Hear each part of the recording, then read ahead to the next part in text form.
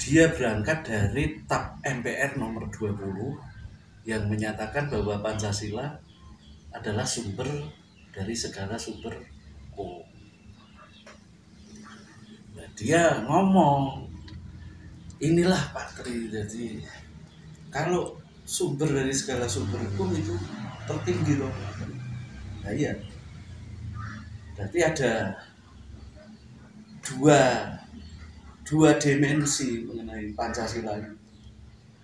Jadi Pancasila itu ada lahir, ada batin, ada fisik, ada non fisik, ada fisika, ada metafisika. Jadi ada kekuatan, ada jiwanya. Nah yang selama ini dipelajari itu kan fisik.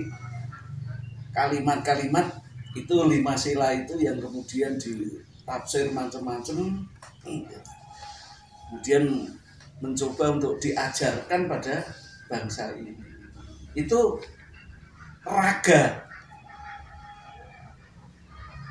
Jadi Indonesia itu ya ada jiwa, ya ada raga. Nah selama ini itu kan yang diajarkan masalah raga. Tapi kita kan semua udah ngerti bahwa Pancasila, lahirnya Pancasila 1 Juli, itu kan sudah ditetapkan oleh Joko Widodo. Kan sebelumnya juga belum ada penetapan, malah ada macam-macam mengenai kelahiran Pancasila. Kalau Pancasila 1 Juni itu pidatonya Bung Karno yang disepakati sebagai dasar negara. Nah, makanya gini, kalau mau memahami itu ya komplit, ya jiwanya, ya raganya. Jadi bukan hanya kalimat-kalimat yang tertera kemudian dihafalkan, tapi ada kekuatan orang, kekuatan gaib lah. Kekuatan gaib itu ya ndak kelihatan, sebab itu energi, itu doyo kalau bahasa Jawa. Jadi yang ini ya masuk neng budaya. Misalnya Jaran Kepang, itu ada 2 dimensi pandang. Itu ndak rasional, tapi objektif. Makan kaca itu nalar rasionya, mesti bedah khususnya. Tapi kok enggak? Nah ini susah ilmuwan memecahkan masalah ini. Nah kenapa sekarang ini budaya-budaya Jawa muncul lagi? Dimulai dari kesenian Jaran Kepang. Karena itu bukan nih mau memahami 2 dimensi alam, 2 pandang alam ini. Antara alam ora kasat mata, tidak bisa dilihat, sama yang bisa dilihat. Sebab selama ini ilmuwan itu objek pandangnya hanya yang bisa ditangkap dengan empiri, dengan panca indera. Di luar itu dikatakan itu irasional, tidak rasional. Padahal kamu nonton itu rasional. Tidak rasional ini karena tidak ngerti, hanya terbatas sampai di situ. Nah, batasan ini harus dibedah. Jadi kalau nenek moyang kita kemarin itu dulu menguasai 2 dunia, ya, ini yang dipatahkan ya, karena itu punya daya kekuatan yang lebih. Jadi tidak heran kalau nenek moyang ini kita jagungan semacam ini bisa 2 tempat dalam satu waktu. Tongkat aja bisa jalan. Nah ini yang dipatahkan. Dan ini proses untuk kembalinya. Kalau bahasa negara ya kembali pada jati diri, kesejatian. Ini tidak sejati, ini semua palsu. fisik itu ya akhirnya hanya bagaimana untuk memudahkan pencarian nafkah, pencarian rezeki, pencarian duit. Nah yang tidak kelihatan ini tidak bisa dijual itu. Keris, ada fisiknya tapi ada non fisik. Kalau sama-sama besi, ya tidak ada nilainya. Kemarin itu jadi gini Pak John, kalau memang mau memahami itu dari sudut pandang budaya Jawa. Karena Jawa ini babon itu bahasa intelektualnya itu filsafat itu induknya dari segala ilmu. Ilmu itu hanya cabang-cabang filsafat. Jadi babon itu ya Jawa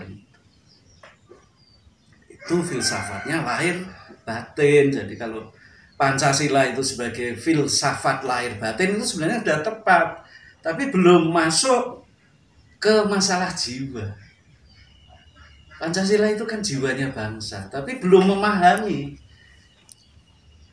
itu pemersatu bangsa, itu landasan kehidupan. Jadi ya dasar negara itu ya dasar hidup berbangsa bernegara. Dasar ini pondasi, jadi semua bangunan ya harus dibangun di atas pondasinya. Ini belum kita kuat di akademisi itu hanya mungkin proses sejarah lahirnya Pancasila. Jadi Pancasila itu bukan produk ilmuwan, bukan hasil studi banding, tapi produk perjuangan dengan darah, dengan nyawa, dengan ribuan korbanan, macam-macam korbanan. Jadi itu produk perjuangan. Jadi Pancasila yang dipakai sebagai dasar negara kita ini adalah produk perjuangan. Produk berarti ini budaya, Pak. Budaya nasional, budaya persatuan. Bangsa ini memang selama ini dipecah-pecah, bangsa di kotak-kotak, gitu. Dari macam-macam kotak, setiap kotak diadu domba, akhirnya benar sama benar bertempur.